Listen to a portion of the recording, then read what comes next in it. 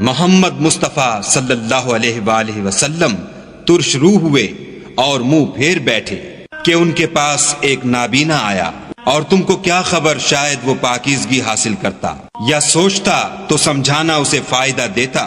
جو پرواہ نہیں کرتا اس کی طرف تو تم توجہ کرتے ہو، حالانکہ اگر وہ نہ سنورے تو تم پر کچھ الزام نہیں، اور جو تمہارے پاس دوڑتا ہوا آیا اور خدا سے ڈرتا ہے اس سے تم بے رخی کرتے ہو۔ دیکھو یہ قرآن نصیحت ہے، بس جو چاہے اسے یاد رکھے۔ قابل ادب ورقوں میں لکھا ہوا جو بلند مقام پر رکھے ہوئے اور پاک ہیں، ایسے لکھنے والوں کے ہاتھوں میں جو سردار اور نیکوکار ہیں۔ انسان ہلاک ہو جائے کیسا ناشکرا ہے۔ اسے خدا نے کس چیز سے بنایا؟ نطفے سے بنایا، پھر اس کا اندازہ مقرر کیا، پھر اس کے لیے رستہ آسان کر دیا، پھر اس کو موت دی، پھر قبر میں دفن کرایا، پھر جب چاہے گا اسے اٹھا کھڑا کرے گا۔